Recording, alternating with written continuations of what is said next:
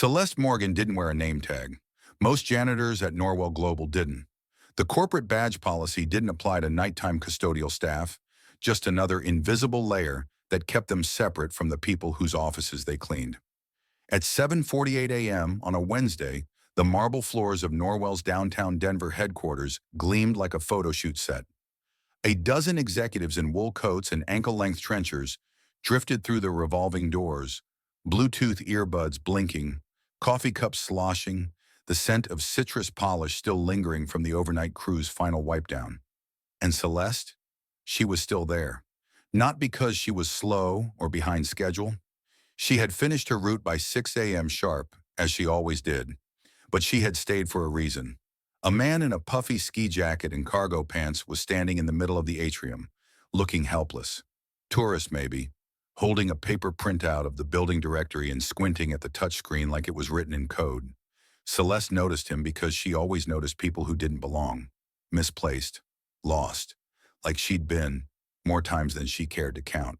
She walked over, careful not to make him feel embarrassed. "Excuse me, do you need help finding something?" The man turned, flustered. His accent was thick, South Korean maybe, but it was hard to tell. He began explaining, in a mix of broken English and something else, his purpose. Meeting on the 21st floor, incorrect elevator key card, someone named Julian who never showed up. Celeste nodded slowly, listening. Then she replied, in perfect Korean, calm, warm, clear. The man blinked, stunned, then relaxed instantly, letting out a breath that sounded like relief. They chatted for less than a minute, and she pointed him toward the proper elevator bank. That would have been the end of it, if not for the man watching from across the lobby. Marcus Wynn, newly appointed CEO of Norwell Global, hadn't meant to stop walking. But the sound of Korean in his Denver lobby, that did it. And the speaker? A woman in gray scrubs and worn sneakers, with her curls tucked neatly under a blue bandana? That held him in place. He waited, watched. When she finished helping the visitor, she turned and noticed him. Their eyes met for a split second. She gave him a nod, professional, respectful, but clearly not recognizing who he was. Then she turned to a delivery driver, who had just entered, looking lost and agitated. In Spanish now, she spoke. Fluid, native level, no hesitation. She glanced over the boxes on the dolly, checked the packing slip, and pointed him to the loading dock with clear instructions and a quick smile. The driver grinned. "Gracias, señora," she replied without thinking. "De nada, cuídese." Then she turned again, to a vendor with French on his lanyard. "Salle de conférence? C'est au troisième étage, à droite après les ascenseurs." A perfect French cadence. Soft, confident, casual. Marcus Wynn hadn't moved. 3 languages, 3 interactions, less than 5 minutes, and not one person seemed to notice except him. Not the executive assistants in pencil skirts rushing to their desks, not the security guard scrolling TikTok, not the finance manager in the navy suit who brushed past her like she was part of the furniture. But Marcus saw her, really saw her. He walked over. "Excuse me," he said. She turned toward him again, eyes alert now, ready to be reprimanded. It was a posture Marcus recognized too well, one of someone who expected to be overlooked or scolded, but not engaged. "Yes, sir." He nodded to the man she'd helped first. "That was Korean?" "Yes," she replied without flinching. "And Spanish? And French?" She nodded again. "I speak those 3 fluently. Also Italian, Swahili, German, Russian, and I read Hebrew." He blinked. That was 9. Marcus stared at her like she'd just rearranged the sky. "What's your name?" he asked. "Celeste Morgan." He nodded slowly. "Ms. Morgan, do you have 5 minutes?" She hesitated, her body tensing slightly. "Now?" "Yes. I'd like to speak with you. In my office." The silence that followed was not fear. It was a long ingrained pause, an internal check, the kind people make when their lives have conditioned them to expect that things go bad when people in power start noticing. She nodded. "All right." Marcus gestured toward the private elevator. He didn't explain who he was, didn't flash a title. He just held the door open. Inside the lift, they stood in silence as the numbers climbed. After a few floors, she spoke. I've worked here 9 years. No one's ever invited me upstairs. He smiled faintly. Well, we're about to fix that. He meant it casually, but he had no idea just how much was about to change. Not just for her, but for himself and the entire company. Celeste stepped through the glass door into the CEO's office, for the first time in nearly a decade working at Norwell Global. The 21st floor was unusually quiet, completely detached from the sounds of rolling carts and vacuum cleaners she was used to. The scent of walnut wood and black coffee filled the air. It was cool. On the wall, a massive world map marked the company's international offices with sleek red pins, a dark wooden desk, a laptop open, a bookshelf lined with titles on management and modern philosophy, a small picture frame angled toward the window, 3 children laughing on a lakeside. Please have a seat, Marcus said, more gently than expected. Celeste sat down, keeping her hands in her lap as if releasing them might reveal their nervous tremble. Marcus sat across from her. No notepad, no recorder, just looking at her. I'll be honest, I didn't think I'd be having this kind of conversation when I woke up this morning. Celeste nodded slightly. Her face remained calm, but her eyes stayed fixed on the desk. But I just saw you handle 3 situations in 3 different languages, like flipping through radio stations. And I need to understand, how is someone like you mopping the floors in this company's basement? Celeste looked up. Her gaze wasn't defensive, wasn't proud, just the look of someone used to explaining themselves without expecting to be truly heard. Do you have time for the truth? Marcus nodded. I didn't bring you up here for the sugar-coated version. She inhaled slowly, then began. I was born in Shreveport, Louisiana. My mom was a cook at a nursing home. My dad was a welder. Neither of them finished high school, but they loved learning. Every night, my mom would read French cookbooks even though she didn't know the pronunciation. My dad watched the news in Spanish just to guess the words. Celeste gave a soft laugh. I think that's when I fell in love with languages. I got a full scholarship to Tulane, majored in linguistics. I never planned to stop. The goal was to get my master's, then work for an NGO translating human rights documents. That was the dream. And then everything collapsed in just 14 months. Her voice didn't shake, but her tone dropped, like a sad melody descending in key. My dad had a work accident. Then my mom was diagnosed with pancreatic cancer. No insurance, no savings big enough. I came home, dropped out to care for them. I was their only child. I did everything. Stocking shelves, pumping gas, babysitting overnight. And when my mom passed, I moved to Denver. Thought a change of scenery might save me from falling apart. She paused. But changing locations doesn't erase grief. It just trades one kind of loneliness for another. I had a son, a baby boy, but his father didn't stay. And alone in a new city, with no friends, no family, no money, I took whatever jobs paid the rent, the milk, and the power bill. The night shift at Norwell was the most stable thing in a life full of instability. Marcus said nothing. No notes, no interruptions. But I never stopped learning, she continued, and for the first time, her eyes lit up. I borrow books from the city library. I listen to Italian podcasts while mopping the lobby. I write Arabic vocabulary on Post-it notes and stick them on the janitor closet. I practice German aloud when no one's around. Because this was all I had left. Language was the one thing I still had control over. Silence stretched after that. You're incredible, Marcus said quietly. No one's ever asked, she replied. They see the uniform. They see the badge without a title. And they assume. The last word landed like a coin on cold stone. Marcus leaned back in his chair, exhaling slowly. Do you realize you've just told me one of the most powerful stories I've heard in 20 years of leadership? Celeste didn't react. Not out of pride. She was just used to compliments floating away like wind. I'm not telling it for pity, she said. I don't need a favor. I need to be seen. That's when Marcus finally said what he'd been thinking since the lobby.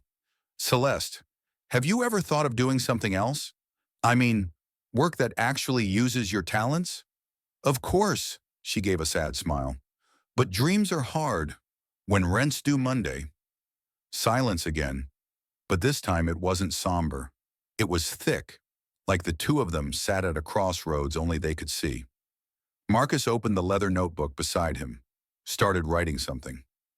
"What are you writing?" she asked, a hint of curiosity breaking through. "An idea," he said, "but there's one idea standing out above the rest." Celeste looked at him, and in her eyes was a mix of expectation, skepticism, and something that hadn't visited in a long time. Hope. She didn't yet know that just hours from now, her life would turn in a completely new direction. Marcus Wynn wasn't a reckless man. For nearly 15 years, leading teams from Singapore to Seattle, he'd been described as decisive but composed. And yet that morning, walking out of his office after the conversation with Celeste Morgan, his heart was racing, like he was stepping into a billion-dollar deal with no risk insurance. Her story still echoed in his head.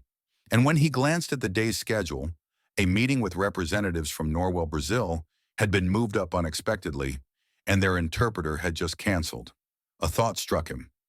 Let the whole company see what I just saw. 11:42 a.m.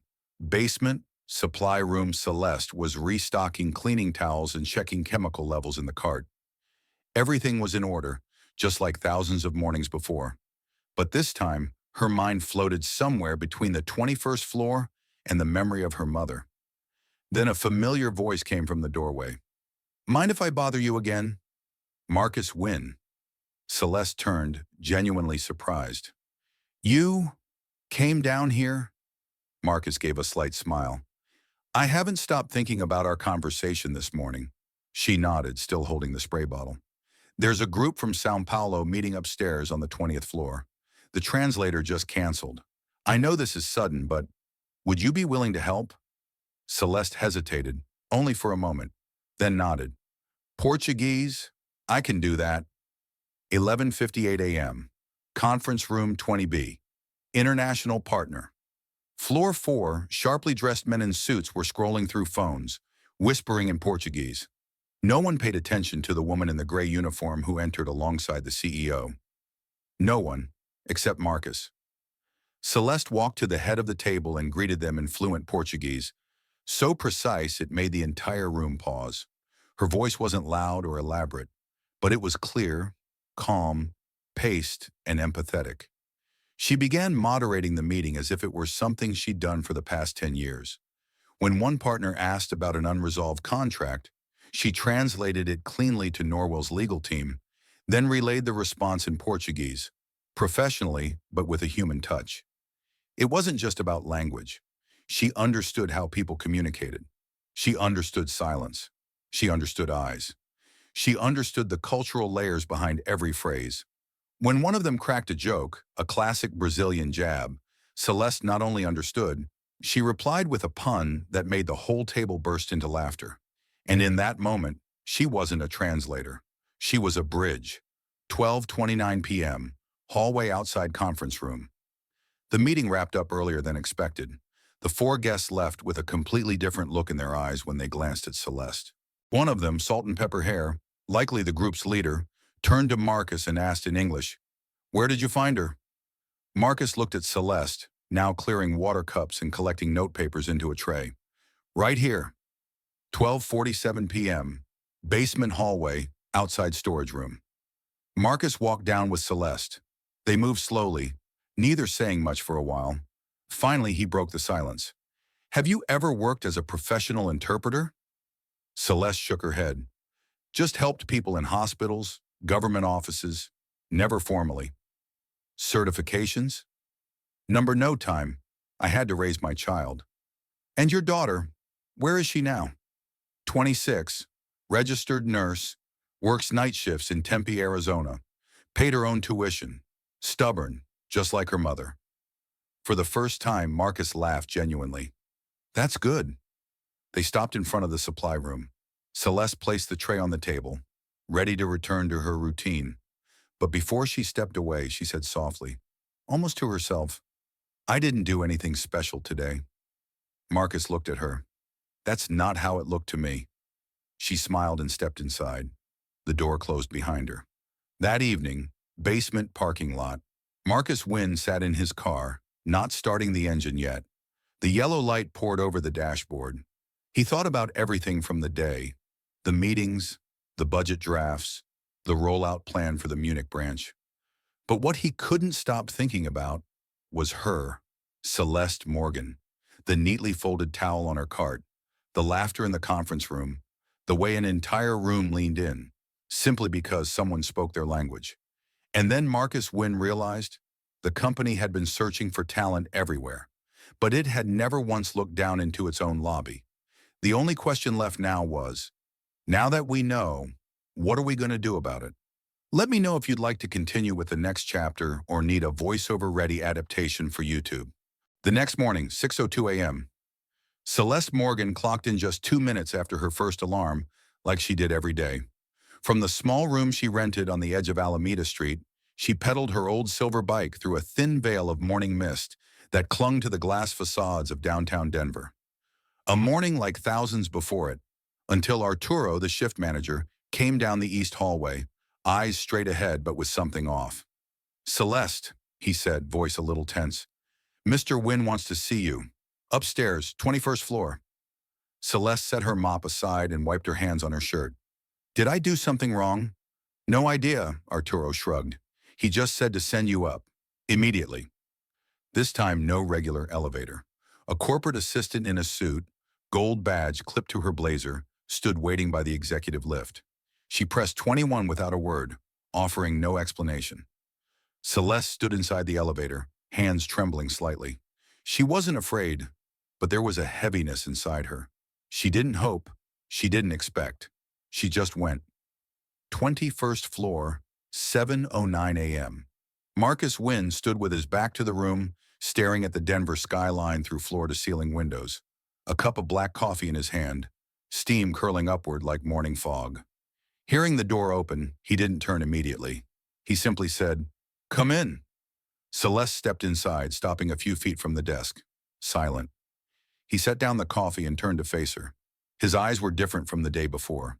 This time they were sharpened by thought, as if he'd been processing something all night. "I've been thinking about you," he began, "about what you showed yesterday, and about what you didn't try to show, but still made impossible to ignore." Celeste said nothing. "This company," he continued, "has over 6,000 employees, and many of them are skilled, highly credentialed. But yesterday, I saw something none of the names on my leadership list have ever shown me." He pulled out a chair and sat. "I want to propose a new position, one that's never existed before." Celeste lifted her head, eyes shifting from surprise to guardedness. "Cultural liaison for global operations," Marcus said. "Someone who doesn't just translate language, but people. Someone who navigates global interaction with understanding, not templates. Someone like you." Celeste slowly took a seat. She didn't blink. "I don't have a degree," she said quietly. "You have something more. Lived truth, deep empathy, and the ability to speak 9 languages in silence for nearly a decade. You know what people will say, right?" Marcus smiled. "I do, and I don't care." Celeste folded her hands in front of her. "I've never worked in an office, never had a title, never sent an email with a signature under my name. You'll pick it up fast. I'm not worried." "And what about clothes?" She half smiled. "I've got nothing that looks the part. HR will send you a wardrobe stipend. I want you to have what you need to feel confident, not to look the part, but to feel like you belong here." Silence lingered. She looked down at her hands, calloused, scraped in small places, the creases of unseen labor. Then she looked back at him, more clearly than ever. "You're sure this isn't charity?" Marcus shook his head. "This isn't charity. It's overdue recognition." For the first time, her eyes welled up, but not a single tear fell. "Okay," she said. "Let's see what I can do." Marcus extended his hand. She shook it. And that handshake, it wasn't a contract. It was a quiet declaration that from this day forward, people could no longer pretend not to see her. Tuesday evening, Norwell Global Slack, number company-wide channel. Announcement: please welcome Celeste Morgan to her new role as Cultural Liaison, Global Ops. Her language fluency and lived experience will guide Norwell's international engagements with deeper integrity and cultural literacy. M. Wynn Employee Cafeteria. Next day, 2 marketing interns sat near the water cooler, whispering. "Her? She was literally mopping the third-floor bathroom last week. Yeah, but I heard she speaks Swahili. CEO picked her himself. Is it like a diversity hire thing? The other shrugged. Better than another MBA who only speaks POWERPOINT. 12th floor, Celeste Morgan's new office. A small room, light wood desk, a green plant, computer still off. Gentle sunlight spilled through the window. She stood in front of the desk, not sitting, just observing. It wasn't embarrassment, it was unfamiliarity, like stepping onto a new continent with a suitcase full of old maps. The HR assistant poked in. If you need anything, just shoot me an email. Oh, and you can keep your old uniform if you'd like. Celeste nodded. I'll keep it, not to wear, to remember. Let me know if you'd like to continue with the next scene or turn this into a full script, voiceover narration, or video-ready draft. Celeste Morgan showed up early. Her second day as Norwell Global's new cultural liaison for global operations had barely begun, and yet she was already seated at her desk, organizing a modest folder labeled Initial Priorities. Inside were handwritten notes. Nothing fancy, just real ideas. Miscommunications in the Milan office. Vendor tension in Jakarta. A Brazilian translation error that had cost them $42,000. She didn't wait for permission to start. She simply began. But Norwell, like many companies with glossy values and polished hallway quotes, wasn't used to people starting without someone allowing them to. That morning, a group of senior department heads gathered in conference room 9B for a bi-weekly leadership sync. Marcus Wynn wasn't present, neither was Celeste, but her name was.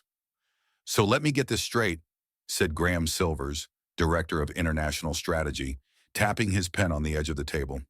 She was literally mopping floors last week, and now she's supposed to represent us in Moroccan trade negotiations? A few others chuckled quietly. Not malicious, but not kind either. The kind of laughter people use to test the room before saying worse. She's not even certified, said a woman with a British accent, arms folded. There are protocols for language consultants. What kind of example is this? An impulsive one, Graham muttered. Marcus thinks he's being bold. What he's doing is skipping process. But not everyone agreed. Across the table, Juliana Tien, VP of People and Culture, sipped her coffee. You all saw the Brazil report, right? She solved the backlog in under an hour, and they're re-signing with us next quarter. That's not nothing. Graham rolled his eyes. Even a broken clock's right twice a day. The room went silent, because somewhere beneath the corporate sarcasm, everyone knew what was really being said. She didn't look like them. She didn't come from where they came from, and she hadn't waited her turn. 11:03 a.m., 17th floor. A meeting not on the calendar. Celeste had just returned from the mailroom. She preferred to hand-deliver sensitive packets, especially when they came from overseas offices. As she rounded the corner toward her office, she saw Louisa from reception waving at her.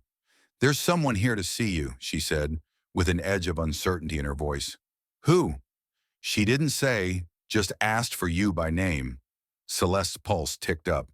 Inside conference room 17A sat a woman in a sleek charcoal pantsuit, hair pulled into a perfect silver bun, face taut and unreadable. A heavy leather briefcase rested beside her chair. She looked up, unblinking. Ms. Morgan, she said coolly, I'm Eleanor Stratton, Senior Board Advisor. Celeste nodded politely. Nice to meet you. Sit, please. Celeste sat back straight. I've reviewed your file, Eleanor said without preamble. No degree, no formal corporate training, no certifications in intercultural communications or linguistics. Celeste didn't flinch. That's correct. You were on janitorial staff 3 days ago. I was. Help me understand how someone with your resume now holds an executive liaison role. Celeste looked her directly in the eye. Calm. Because I speak the languages.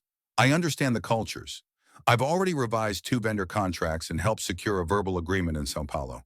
And I cleared a misunderstanding that stalled our Morocco deal for 3 months. Eleanor tapped her pen. Once, twice. You think this company should be run on instinct and charm? No, ma'am, Celeste replied. I think it should be run on results. For a second, just one, Eleanor paused. Her mouth flattened. You're a gamble. Celeste smiled gently. I've lived my whole life as one. 1:12 p.m., a bench across the street. The air smelled like concrete and commuter exhaust. Celeste sat on the edge of a stone planter box, looking up at the building she now worked in. She used to walk past this glass tower 5 nights a week, pushing a cart full of bleach and cloths, wondering if anyone saw her. Most didn't. Now everyone did, and not everyone liked it. She pulled out her phone and called her daughter. Hey, Ma, came the warm voice on the other end. Everything okay? Her daughter asked. Celeste hesitated, then nodded to herself. Yeah, just wanted to hear your voice. You sure? I'm sure. They talked for 5 minutes. About nothing. Groceries, rent, a new TV show. But it was enough. Her daughter's laugh, unfiltered, gave her just enough fuel to stand back up. 4:58 p.m. Tension in the walls. Word of the Eleanor Stratton meeting moved faster than policy memos. People whispered, some frowned, a few smirked, and one intern taped a small sticky note to Celeste's door. 3 words, all caps, no signature. We see you. Celeste didn't take it down. She read it, smiled, and left it right where it was. Because this wasn't about titles, or offices, or clothes. It was about finally being seen and standing still when others wanted her to step back. Celeste Morgan had never been in a war room, but the third-floor boardroom on Thursday morning felt close enough. 12 people sat around a polished mahogany table, suits, ties, laptops open to spreadsheets, forecasts, compliance metrics. The topic on the agenda, cross-regional alignment for Q4. Celeste's name was on the invite. No one expected her to speak. They expected her to translate, to observe and absorb, to quietly sip water from the edge of the table and stay invisible in a room she had lucked into. That was their first mistake. 9:07 a.m. The first move. Graham Silvers, yes, that Graham, glanced across the table at her and said, Celeste, do you mind taking notes? We're moving quickly today. It was a test, not a knife, but a needle. A polite request with just enough weight to lower her presence, without raising suspicion. Celeste didn't blink. Of course, she said, pulling out her pen. Though just to clarify, I was brought here to provide cultural analysis on our Latin American initiatives. I can do both, if we value both. The silence was subtle, but felt. Juliana Tien let out a small chuckle and shook her head, not at Celeste, but at Graham. Touché. The meeting moved on, but the line had been drawn. 10:43 a.m. The emails that never came back at her desk, Celeste opened her inbox. 2 meetings were scheduled that she should have been in. Calls with vendors in Lisbon and Bangkok. Neither had her on the invite, yet both involved cross-cultural disputes that had landed on her desk 2 days earlier. She checked with the coordinators. Got the same answer both times. Oh, must have been a misclick. Sorry, it didn't cross my mind. We weren't sure if it was your scope. She didn't argue. She logged it. Every omission, every delay, every we forgot. Because some systems don't block you directly. They bear you under the weight of being left out. 12:21 p.m. A conversation in code. The lunchroom was louder than usual. People huddled near the salad bar, chatting in half sentences, trading gossip like poker chips. Celeste entered, not looking for lunch, but coffee. She needed a refill and 5 minutes to breathe. At the coffee station, 2 mid-level managers from finance were talking just loud enough to be overheard.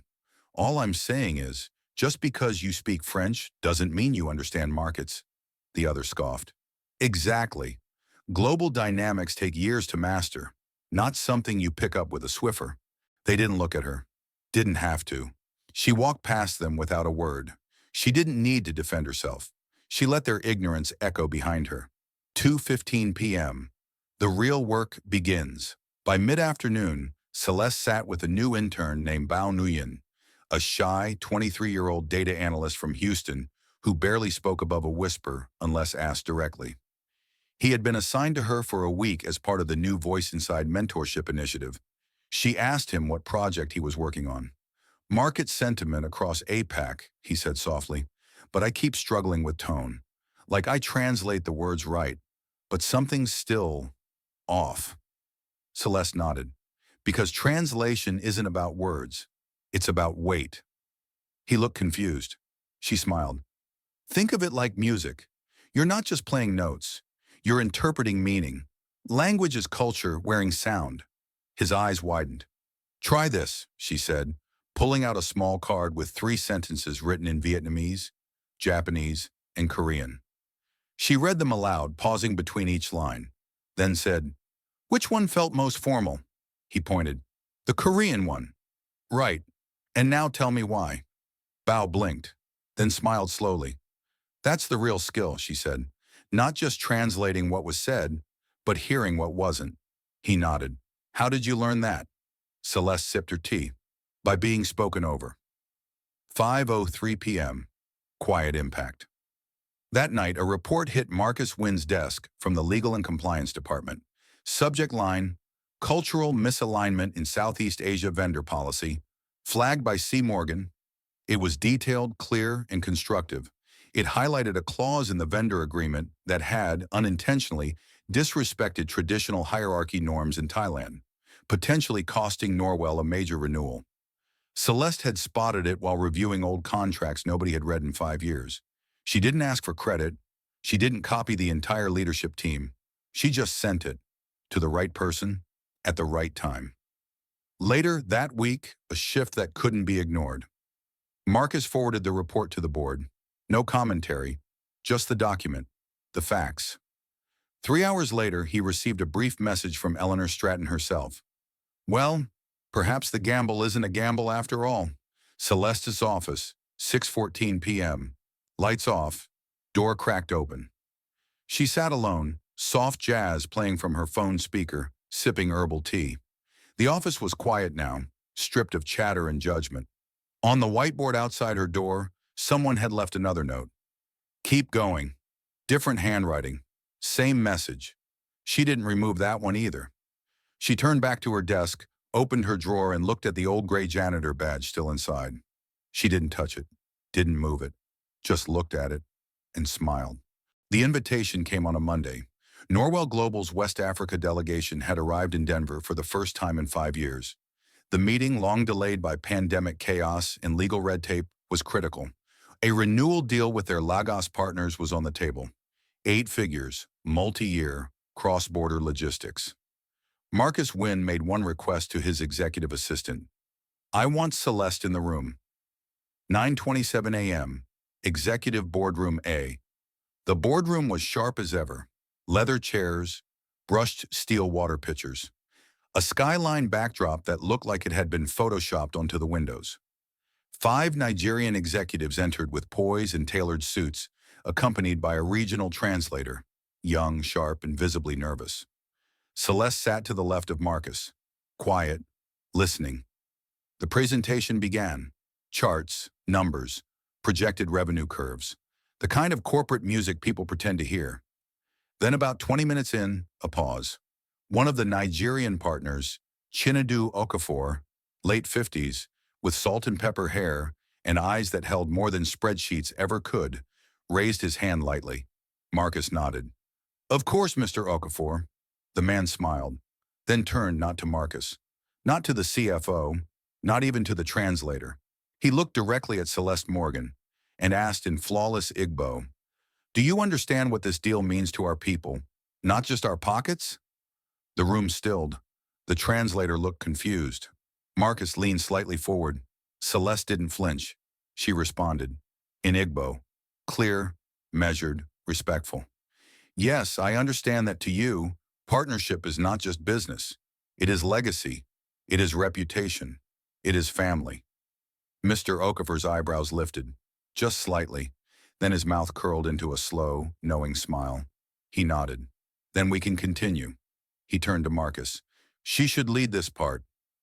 10:12 a.m. Same room, different gravity. Celeste now stood near the screen, walking through proposed adjustments in tone, messaging, and cultural phrasing for the upcoming joint announcement. She wasn't reading from notes. She was translating not just words, but intention. When she explained how their phrasing could be seen as patronizing in local dialects, one of Norwell's marketing execs raised an eyebrow. Patronizing, he asked. Celeste didn't blink. Yes, in the regional context, certain American phrasings like uplifting local operations imply hierarchy, not collaboration. A few people shifted in their seats. Mr. Okafor smiled again. She's not wrong. Marcus sat still, watching. This was the moment, and he knew it. 10:58 a.m. After the meeting, as the delegation shook hands and exited the boardroom, Celeste stayed behind to gather her things. One executive stayed back a moment, stepping close to Marcus.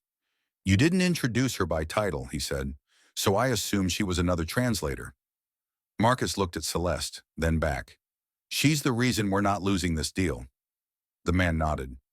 More companies should listen to people like her. 11:17 a.m. Internal Slack message thread, number global strategy. Did anyone else catch that moment in the boardroom this morning? That was the first time I've seen Okafor nod more than twice in a meeting. Not gonna lie, Celeste might be the best communicator we've got. Is she even on the comms org chart? She is now. 2:02 p.m. Marcus's office. Marcus stood by the window, his phone buzzing with texts from regional leads who had heard whispers about what happened. He didn't respond. Instead, he turned to his assistant. Draft a memo. Internal. I want it short, but clear. What's the subject? He smiled faintly. New leadership standard. 2:36 p.m. Celeste's desk. She found the printed memo in her mailbox signed by Marcus Wynn. Subject, recognition. Let it be known that impact will no longer be measured by titles, but by outcomes. Leadership is not what you inherit, it's what you reveal. This week, that standard was redefined. MW asterisk. She folded it gently, placed it into her drawer beside the janitor badge, then exhaled. The Norwell Global Leadership Summit was the crown jewel of the company's annual calendar. Held in San Diego each fall, it gathered 200 of the most promising and most influential leaders across divisions for a 3-day closed-door strategy retreat. It was where careers were launched, alliances were built, and unspoken pecking orders were reinforced. It was also, very carefully, invitation only. So when the internal email went out that Thursday afternoon with subject line, 2025 Norwell Leadership Summit, confirmed attendee list. Celeste didn't expect to be at the top. She just didn't expect to not be on it at all. 3:06 p.m., Office 12. B. Celeste read the list twice, then a third time. She didn't panic. She didn't even frown. She simply pressed Control F and typed, Morgan, not found. Meanwhile, down the hall, she could hear the subtle buzz of excitement. One floor up, someone had already ordered custom travel cases. 2 managers were joking about California cocktails. The whole building seemed to lean forward for those whose names had made the cut. And somewhere underneath it all, a quiet message hummed. You're still not one of us. 3:27 p.m. Marcus's office. She knocked gently. Marcus looked up from his laptop. Celeste, come in. She held up the summit list, no anger in her voice. Just a single question. Was this an oversight or a message? Marcus's jaw tightened, not in guilt, but in disappointment. You're not on there? She shook her head. He grabbed his phone and called HR. Within seconds, the answer came. Criteria, they said. She's not technically a director, and attendance is limited to leadership level and above. Marcus ended the call with a flat, thank you, then turned back to her. Celeste, do you want to go? She didn't hesitate. Yes. Then pack your bag, I'll fix it. 4:18 p.m., HR Slack thread, private, Eli G. Marcus just added Celeste Morgan to the San Diego Summit list. Anyone know who approved her promotion to director? Camille H. No formal change in title, he's pulling rank. Derek C. Great. Guess we're doing merit by improv now. 5:03 p.m., parking garage. As Celeste walked to her bike, the air felt thicker. Not angry, not tense, just weighted. That kind of pressure that doesn't scream, It just sits on your shoulders, waiting for you to flinch. She pulled on her helmet, then paused, opened her bag, took out a small notebook, and wrote 3 lines. They didn't put me on the list, but I'm already part of the agenda, because I walk in with what they can't measure. She closed the book, pedaled home, in silence, but not in defeat. 4 days later, San Diego, California, Norwell Leadership Summit. The venue was sleek, all glass and coastal views.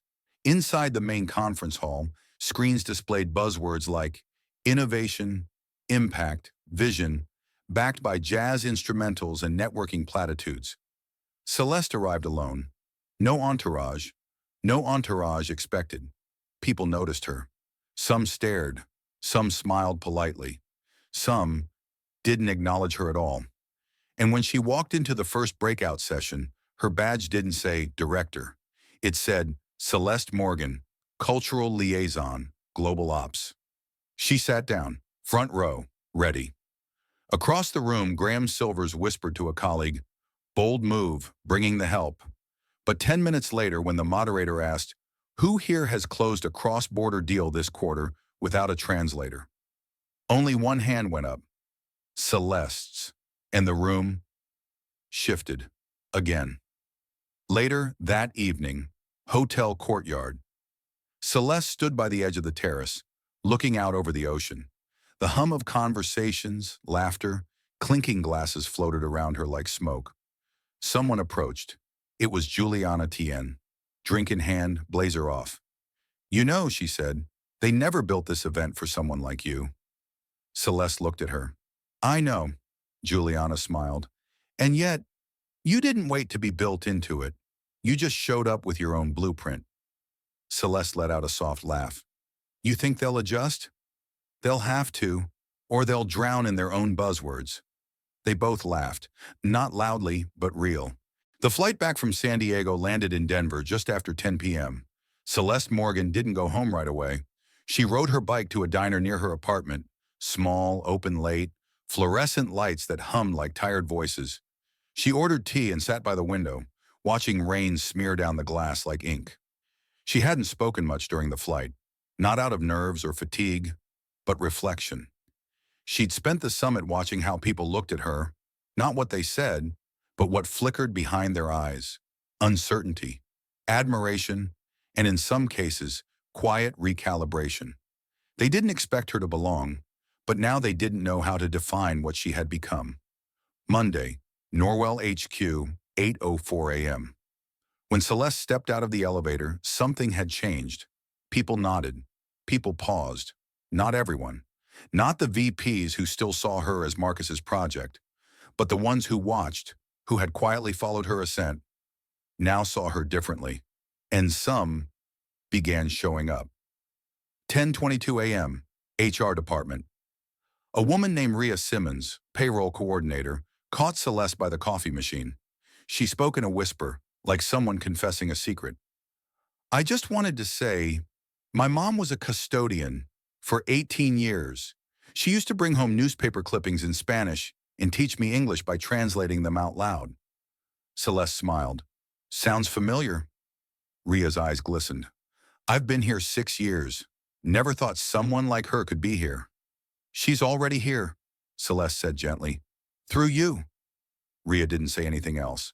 She didn't have to. 1:15 p.m. Internal bulletin board. Anonymous suggestions. A comment appeared under the weekly strategy update from corporate communications.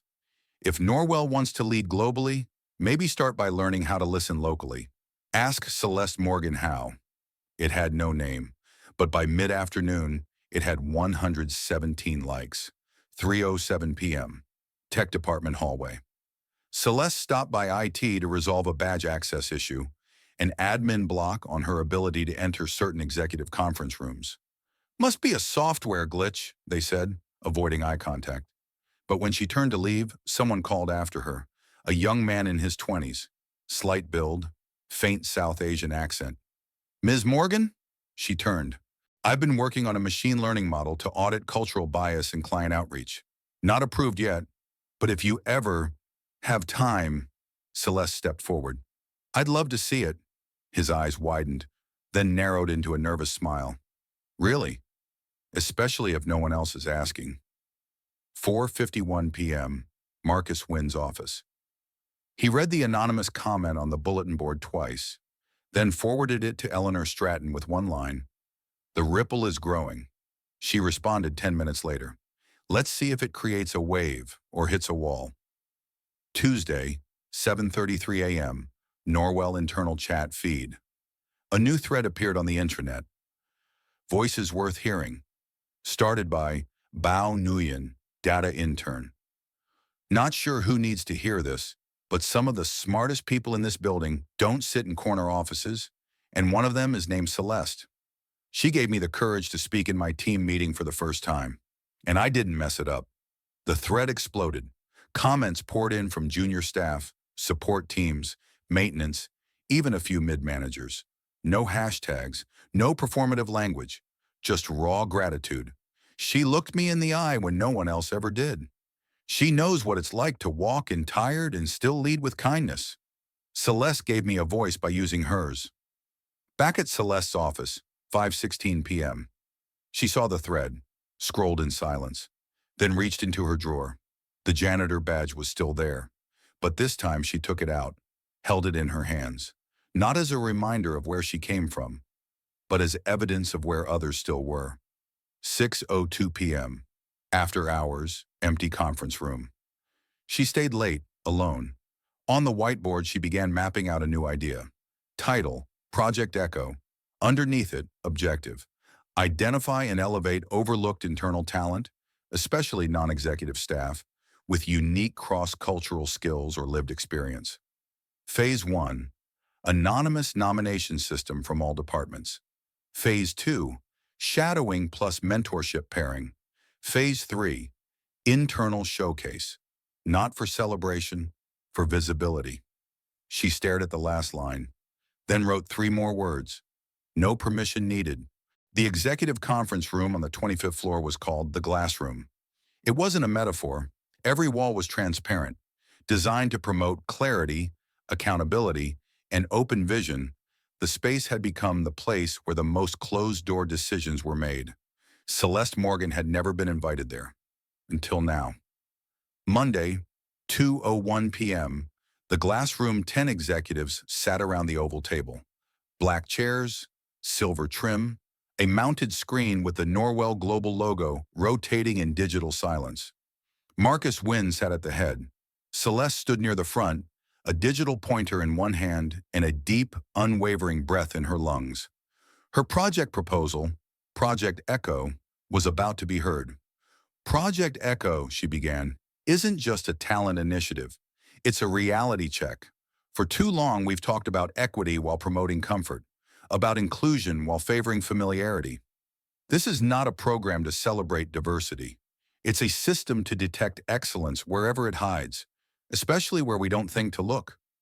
She walked them through the phases: anonymous nominations from any department, mentorship pairing across pay grades, internal showcases led by peers, not filtered by management. We don't lack talent at Norwell, she said. We've just trained ourselves not to see it unless it comes in a suit with a certain resume font. Silence, then a voice. Eleanor Stratton, board advisor, elegant in a charcoal blazer, leaned forward. And what would this cost us? Celeste met her gaze. Less than what we've already lost by ignoring the people who make our systems work. You're proposing to give janitors shadow access to directors? Eleanor continued. No, Celeste replied. I'm proposing we give leaders access to reality. 2:14 p.m., the shift. Across the table, Juliana Tien nodded slowly, visibly impressed. I've worked here 11 years. This is the first proposal I've heard that doesn't feel like PR with hashtags. A few others murmured in agreement. Then Graham Silvers spoke. Celeste, let's be honest. You're inspiring, but inspiration isn't infrastructure. We're a global operation, not a passion project. Celeste didn't flinch. Respectfully, Graham, infrastructure is exactly what I'm building. What we've done until now is run on charisma, hierarchy, and assumption. That's not a system. That's a lottery. He said nothing, because she was right. 2:37 p.m. Final slide. The screen behind her displayed a single question in white. What would Norwell look like if we believed brilliance had no default setting? Celeste stepped back. I'm not asking for a committee or a trial run, she said. I'm telling you this. Our people are already doing the work. They're just doing it unseen. Then she added, I was one of them. And now you all see me. 2:45 p.m. The vote. Marcus turned to the table. All in favor of piloting Project Echo, say aye. It was slow at first. Then, aye, aye, aye. Even Juliana, even the CFO. Eleanor hesitated. Then finally curtly, aye. The only silence came from Graham. Marcus turned to him. You? Graham looked at Celeste. She looked back, not defiantly, not pleading, just present. He exhaled. Aye. 3:17 p.m. Outside the glass room. As the doors opened, Celeste stepped out into the hallway, heart steady. Her phone buzzed. Text from Bao, intern. They approved it? She replied. They did. Quietly. But yes. Told you brilliance speaks all languages, he wrote. She smiled. 6:03 p.m. Celeste's apartment. At home, Celeste sat at her kitchen table, laptop open. Her inbox was filling fast. HR asking for rollout schedules. Regional heads volunteering to beta test. A message from the Nairobi office. We've waited years for something like this. She opened her drawer and pulled out a small item. Not the badge. This time, a blank note card. She wrote, Project Echo was never mine. It always belonged to those who weren't heard. Then she signed it. CM. The first nomination didn't come from an executive. It came from security. A week after Project Echo launched its internal portal, the very first name submitted was a man named Oscar Fields, a night shift guard who spoke 5 languages and had once trained UN peacekeeping officers in Geneva before moving back to care for his mother in Missouri. He'd been working at Norwell's New Jersey logistics hub for 4 years. No one had ever asked him what he did before, until now. Tuesday, 8:12 a.m., Denver HQ Celeste sat in her office, watching the submissions flood in. By the third day, they had over 280 nominations from 9 countries. Warehouse workers, cafeteria staff, mailroom clerks. People who didn't just have potential, they were already excellent, just unseen. Some of the forms came with barely legible English. Others were written in full Mandarin, Hindi, Portuguese, Vietnamese. But every one of them carried one quiet message. I matter. Celeste scrolled through names and faces. Her eyes glistened. 10:03 a.m. Norwell internal feed. Marcus Wynn posted a single message to all staff. Leadership can no longer afford to be blind to brilliance. Project Echo is not about making room. It's about noticing the room was already full. Underneath, he attached a photo. Oscar Fields in uniform, holding a French-language safety manual he had personally translated for warehouse staff without being asked. The photo went viral, internally, then externally. That afternoon, emails begin. Celeste's inbox exploded. A message from the Tokyo office. We have 3 clerks who quietly mentor new hires in 4 languages. Can they join? A note from a warehouse in El Paso. I've never had a manager look at me like I had ideas. Until now. One from a janitor in Warsaw. My son told me, Mama, now they know you're not invisible. Celeste read them all, some twice. Meanwhile, conference room 14. B. Juliana Tien led the first peer spotlight session, a gathering where employees from any department could present process solutions, language tips, or cross-cultural insights. First up, Lin Vo, a cafeteria prep worker who'd created a Vietnamese English-Spanish ingredient chart to reduce allergy incidents. Second, Carlos Rojas, a janitor who identified a safer cleaning method after studying international sanitation standards on his phone during break. By the time the session ended, half the managers in the room had tears in their eyes. No titles were discussed, no suits, just wisdom. 6:30 p.m., Celeste's apartment. Celeste sat on her couch barefoot, sipping tea, laptop on her knees. She pulled up a live map. Every pulse on it was a location that had submitted nominations to Project Echo. There were over 30 offices now, spanning 5 continents, and growing. She clicked on one in Lagos, then another in Cebu City, then Jakarta, then Detroit. Each one had names, and notes, and stories. A spreadsheet of people who had once walked silently through hallways and now were being called forward. She leaned back, eyes closed. This wasn't a program anymore. It was a reckoning. Wednesday morning, elevator ride. As Celeste stepped into the elevator, she was joined by a woman from finance. Mid-40s, name tag read Melissa A. Melissa didn't speak at first. Then just before the doors opened, "My sister's a cleaner in Tampa. Never finished school. Speaks 3 languages. This thing you started? I sent her the announcement. She cried." Celeste turned to her. "What's your sister's name?" Melissa smiled. "Adriana." Celeste smiled back. "Let's make sure she knows she belongs in this story." Marcus's office, 3:44 p.m. He stood by the window again, where every major decision had begun in his mind. Celeste entered without knocking. He turned and said simply, "You've rewritten our leadership manual without touching a single policy." She laughed softly. "All I did was listen." He nodded. "That's what makes it revolutionary." He handed her a folder. Inside, the official rollout plan for Project Echo's global integration, a permanent budget, a team, and a request for her to lead it. Full-time. No more liaison. A new title. Vice President of Cultural Strategy and Equity. Celeste blinked, then breathed. "Will they accept that?" Marcus smiled. "They already have. They just don't know it yet." The email went out on a Friday morning. Subject line, "New executive appointment, Vice President of Cultural Strategy and Equity." The message was short, professional, tactful, but it carried weight. "Please join us in welcoming Celeste Morgan to her new role. Her work has already shaped our global future. We're honored to see what she'll build next." Marcus Wynn, CEO.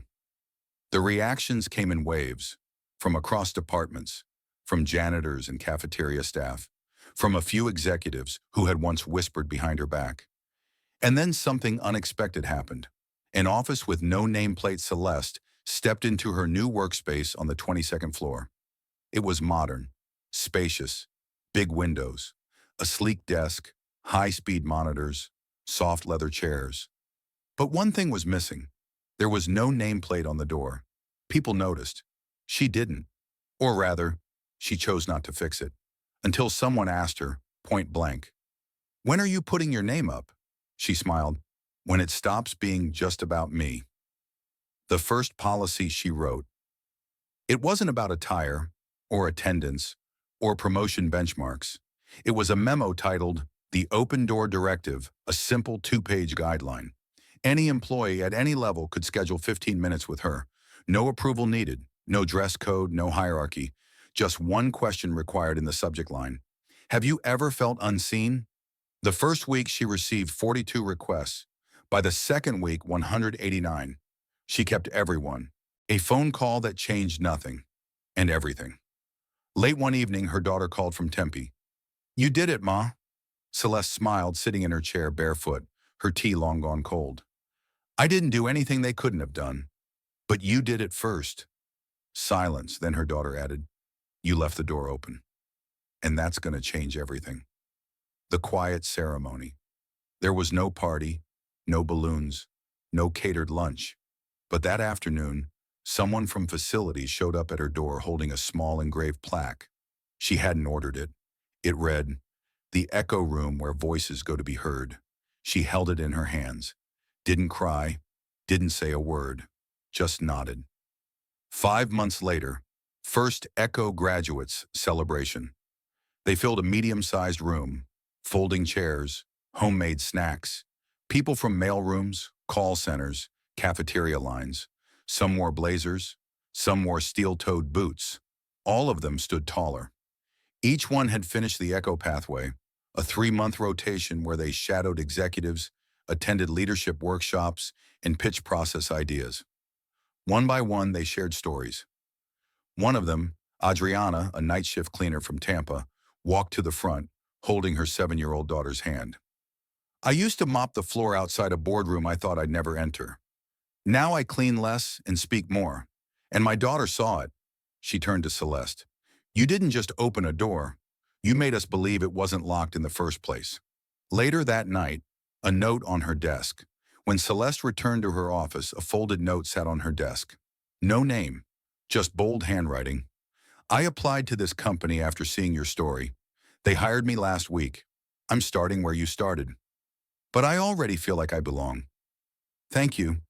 She closed the note, stared out the window, then turned off the lights and left the door open behind her. 3 months after Celeste Morgan left her office door open for the last time that day, something strange started happening across Norwell Global's campuses. Small, unplanned revolutions. Not announced, not policy-driven, but unmistakably hers. El Paso, Texas, Warehouse B3. Marisol Peña was 19. New hire, first job, night shift. She had watched Celeste's Echo Room speech on loop during her break, earbuds in, feet aching. That morning, she left a note in her manager's suggestion box, written in broken English and bold marker. I know 3 languages. I helped teach my cousin Red. I want to try more. Can I do more? No one had ever heard her voice before. Now she was leading a bilingual safety training in both Spanish and Tagalog. Attendance doubled. Manila, Philippines, Norwell IT Center. A senior engineer named Paolo requested to shadow HR, not to switch careers, but to understand why so many junior hires left in under 12 months. He traced the attrition to a single cultural factor: face culture discomfort in performance reviews. He rewrote the review template, submitted it through the Echo channel. Weeks later, it was adopted globally. No press release, no credit line. Just a quiet note on the HR portal. With gratitude to Paolo. Boston, Massachusetts, HQ. In the main lobby, where visitors pass security every day, a new feature was quietly installed beside the elevator. The language wall. A simple touchscreen. Employees could log in, enter the languages they spoke, where they learned them, and what they meant personally. By month's end, over 500 entries spanned 43 languages, dialects, sign language, even Braille. On the screen's welcome message, what you carry is part of what carries us. CM. Meanwhile, Celeste's travel log. In her new VP role, Celeste had begun visiting Norwell branches across the world, not to audit or supervise, but to witness, to listen, to confirm that what was beginning in quiet corners was, in fact, real. In Nairobi, she met a cafeteria team that had created an Heritage Dish Day, a rotating menu of employee-submitted recipes written in both local and ancestral languages. In Amsterdam, a part-time receptionist named Victor had launched Lunch Without Titles, a weekly cross-rank gathering that had more influence than some leadership summits. In Atlanta, a warehouse worker asked if she was that lady from the Janitor story. When she nodded, he grinned. Just wanted to say thanks. They're finally letting me teach a workshop on workplace Spanish. You teach? Always have. Now I just get to do it out loud. A letter that took time to arrive. 6 months after Echo launched globally, Celeste received a letter. Handwritten. No return address. Dear Ms. Morgan, I'm 58 years old. Been a janitor in this industry since I was 21. No one ever asked me what I knew. I watched a video of you, standing in a room full of suits, saying you were one of us. I cried, not because I want a promotion, but because I finally felt real. Thank you for speaking before someone told you it was your turn. Now I'm speaking too. E. And then, the kid in the back of the room. At Norwell's annual youth mentorship program, Celeste was scheduled to speak. Dozens of interns, a few executives, a local high school invited to sit in. During Q&A, a kid in the back, hoodie pulled tight, raised his hand slowly. Do you ever feel like they're waiting for you to mess up? The room went still. Celeste nodded. Every day. So what do you do? She smiled softly. I keep showing up anyway. I speak. I stay kind. I stay sharp. And when they lower the bar, I lift the room. The kid didn't smile, but he nodded. Later that day, someone noticed he signed up for the language immersion track. No one had expected that. It started with an email. Short, director, no subject line. From Graham Silvers to Celeste Morgan. Time 6:08 a.m. If you're free this week, I'd like to talk. In person, your office, your terms. GS. Celeste stared at it for a moment. No greeting, no smiley, no pretense. Just an ask. She didn't hesitate. Reply, Wednesday, 10 a.m. The Echo Room. Wednesday, 9:59 a.m. The Echo Room. Graham Silvers hadn't stepped into that room since its name changed. To him, it had always been West Conference 3A, a place for dry negotiations and presentations with too many bullet points.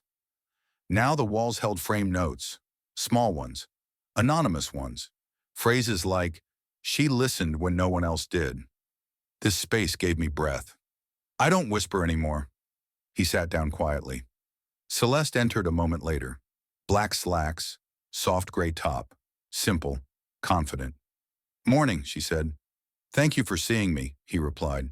His voice was different, calmer, less armored. She didn't sit right away. Instead, she walked to the window, waited, let the silence do its work. Finally, he spoke. "I was wrong about you." She turned but didn't respond. He continued. "I thought you were just a symbol, a story Marcus wanted to tell. And now?" He looked around the room. "Now I realize I'm one of the people who kept the door shut." "Why?" she asked without judgment. He exhaled slowly. "Because I didn't know how to lead if the rules changed. I built my career on knowing the map. But you built a whole new compass." She sat down across from him. Still no blame, no triumph, just truth. "So why are you here, Graham?" He reached into his folder, pulled out a slim packet. "Because I want to be part of it. Project Echo. Not to be seen, not for redemption. I want to mentor. There's a logistics manager in Birmingham who reminds me of myself before I forgot how to ask questions." Celeste took the folder, opened it. Inside, a proposal, detailed, sincere, with one final note at the bottom, handwritten. "Everyone wants to be seen."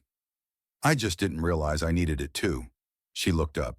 "You understand this won't erase the past, right?" "I don't want it to. I just don't want to miss what comes next." A pause, then Celeste stood. "Then welcome to the movement." She extended her hand. He shook it, firm, honest. For the first time, not as equals in rank, but as equals in reckoning. Later that day, internal memo. A quiet announcement was posted to the internal network. "We welcome Graham Silvers as a volunteer mentor in the Echo Pathway. His application was accepted unanimously by the review board." No grand announcement, no PR photos, just a shift. But those watching closely, especially those who once feared change, understood. The rules had not only changed, they were being rewritten by those who used to enforce them. That evening, Celeste's office. She stared out at the Denver skyline, her desk light still on. She reached for her notebook and added a line. "When the ones who once resisted begin to rebuild, you know the door isn't just open, it's growing." Then she placed Graham's folder next to a dozen others. Interns, analysts, technicians, cleaners, VPS. No hierarchy, just momentum. She had never cared for farewells. Not because Celeste Morgan disliked closure, but because she didn't believe in endings that depended on applause. If the change was real, it would continue without her. If the light she lit still reached the farthest corners of the building long after she left, then that was enough. So on her final morning at Norwell Global, she entered quietly. No grand announcement, no final memo, no company-wide banner. Just a familiar path through the lobby. Just the echo of her footsteps in the same hall she once mopped. Just her hand grazing the wall outside the Echo Room, pausing at the spot where her quote still hung. "Excellence lives everywhere. It just hasn't always been allowed in the room." 1. The morning ritual. The sun had barely cracked over Denver. Celeste unlocked her office, though she no longer had to. They'd automated her access months ago. The irony wasn't lost on her. Back then, she couldn't enter the conference rooms unless someone let her in. Now the building knew her fingerprint like a second signature. She moved through her final task slowly. There were 2 boxes to pack. One was filled with journals, handwritten notes from employees, and anonymous letters slid under her door at night. The other box was nearly empty, just one object inside, her gray janitor badge, worn and faded. She hadn't looked at it in over a year. She did now, not to remember where she came from, but to remind herself who still hadn't been seen. 2. The new Echo project, Echo, had grown beyond its name. It was now a department, a language network, a digital library of lived wisdom. More than that, it had become a culture, one stitched into onboarding packets, leadership reviews, and hallway posters. Across Norwell's international branches, there were now Echo rooms modeled after the ones Celeste helped design. They weren't meeting rooms. They were listening rooms, safe spaces, story spaces. They weren't scheduled. They were entered. Some were quiet. Some were full of laughter. One even had a sign that read, "Please remove your title at the door." Celeste didn't need to manage it anymore. The movement had outgrown her hands, and that was the goal all along. 3. The last lunch. She wasn't planning on eating, but Bao insisted. Now a director of internal equity at Norwell, Bao had once been the intern who whispered questions and walked behind her down the hall like a shadow. Today he walked beside her. "They're asking for a quote," he said over soup, "to put on the wall when we rename your office." She shook her head gently. "Don't name it after me." "Too late. HR already ordered the sign." Celeste smirked. "You were always too efficient." He pushed a piece of paper across the table. "Then at least approve this." She read the quote. It wasn't hers. It was from a peer she'd never met, an Echo participant from the Lagos office. "If someone opened the door for you, keep it open until you hear another knock. Then open a second one." She underlined it. That one? 4. The goodbye she didn't plan for. At 4 p.m., she returned to her office for the last time. The hallway was lined with people, but they didn't speak, just stood. Some in uniforms, some in suits, some holding papers, some with nothing but their presence. Each one had once passed her without notice. Now they were standing still. For her. At the door to her office, Marcus Wynn waited. Still CEO. Still impossibly composed. He offered no speech, no gift, just a simple gesture. He handed her the new office key card. Not for her. For whoever comes next, you decide who gets it. 5. The final item. She placed the janitor badge in a shadow box, not behind glass, not framed like a relic, just there, with a note. Not a beginning, not an end, just a truth that deserves to be carried. CM. She left it on the desk, and beside it, a folded letter addressed only to the one sitting here next. 6. 1 year later, Celeste Morgan now taught language workshops in community libraries and spoke occasionally at inner-city schools. Nothing fancy, no TED Talks, no best-selling memoir. That wasn't her path. But one day, while speaking at a high school in Albuquerque, a young girl raised her hand and asked, "How do you know if you're the right person to make change?" Celeste smiled. "You don't. You just start listening. And when someone's been ignored long enough, and you finally hear them, you speak their name, loud enough for the next person to hear it too." 7. The visitor. 6 months later, a knock came on her apartment door. It was a woman she didn't recognize. Nervous, holding a notebook, clearly rehearsed. "Ms. Morgan, I'm sorry to bother you. I was told I should find you." Celeste nodded once. "Come in." They sat. Tea was poured. No rush. "I'm not anyone special," the woman began. "That's exactly where I started too," Celeste replied. "But I have an idea. It's messy. It's probably too small. All good ideas start as whispers." The woman opened the notebook. A program, a structure, a dream. Celeste leaned forward and listened. 8. The light that stayed on. Back in Denver on the 22nd floor, the Echo room remained. Inside, a new quote had been added to the wall. Not engraved, not commissioned. just taped in plain white paper, written in thick blue marker. She left, but she left the light on. Nobody removed it. And every evening, when the building powered down, one light remained glowing softly through the glass. Always. Not for the past, not even for her, but for whoever dared next to knock. She didn't ask for recognition. She didn't wait for permission. She just spoke, with truth, with fluency, and with quiet brilliance. And in a world that almost missed her, one person looked twice, and that changed everything. So ask yourself, how many voices have we ignored just because of what they were wearing? How many languages of culture, kindness, and capability go unspoken because no one bothered to listen? Drop a comment below. Have you ever been overlooked? Or better yet, did you ever see someone no one else did? If this story moved you, made you feel something, made you think differently about someone around you,